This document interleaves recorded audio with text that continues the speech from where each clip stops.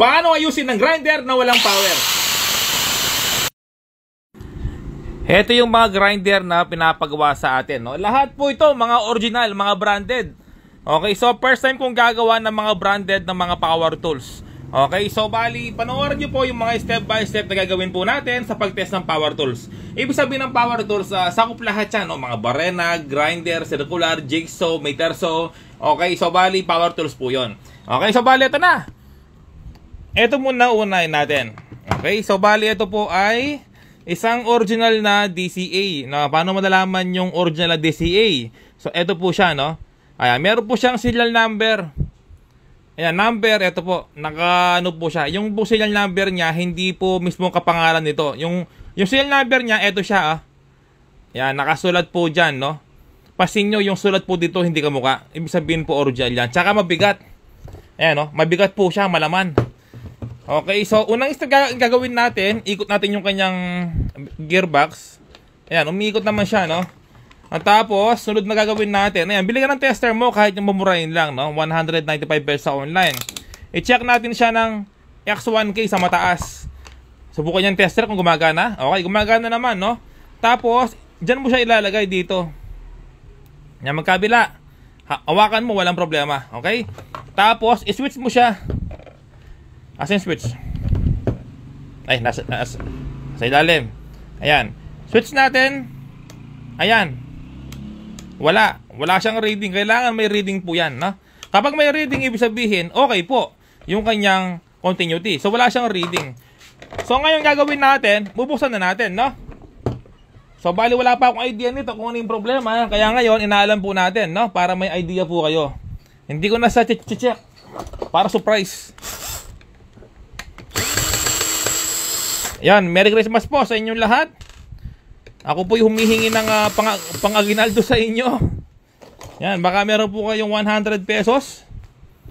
I-send lang po sa akin. Joke lang. Ayan po, so ito yung kanyang wire.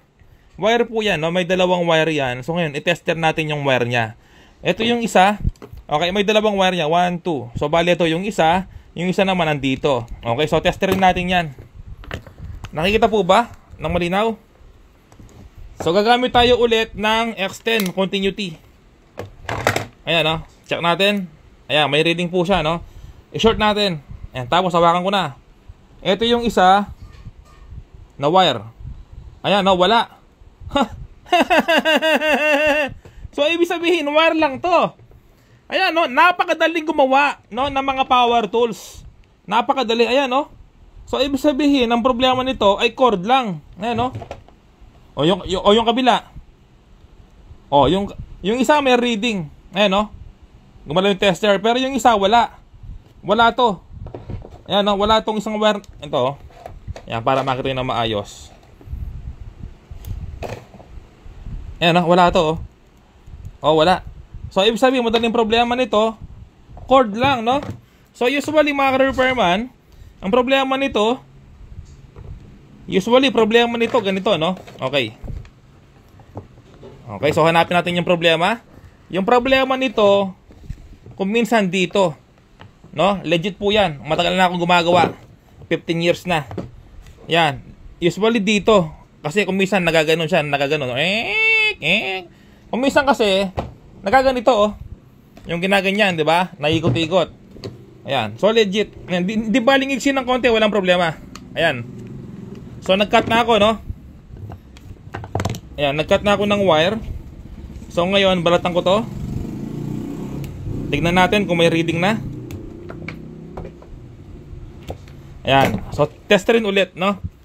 Ayan. Tester ulit. Short mo dito. Tapos, ito, yung dalawang wire niyan, kailangan may contact. Kailangan may reading tester natin. Ayan, may reading, no? Isa pa. Walang reading tong isa. Nako, cord ang problema nito. Okay, so, nagputol na ako doon. Wala pa rin problema. So, eto na. Ayan, no? Ayan, lahat, pinutol ko na. Ayan. So, testerin natin yung wire. Sayang naman to, magamit pa. Okay, anong kulay to? Okay, no? Pagsamahin ko na, short ko na. Yung isa may reading, yung isa Ayan, ayan, okay na. Yung isa, okay na. Yung isa, okay na rin. So ngayon, ilalagay na natin yan. Naglagay ako ng bagong plug. So bali ito yung plug na sira. Ito yung tester natin, naka X1K na. So ngayon, switch natin. Ayan po, may reading na, no? Ayan, sinasabi kong may reading. So arsin natin. Ayan, so ngayon i-plug natin.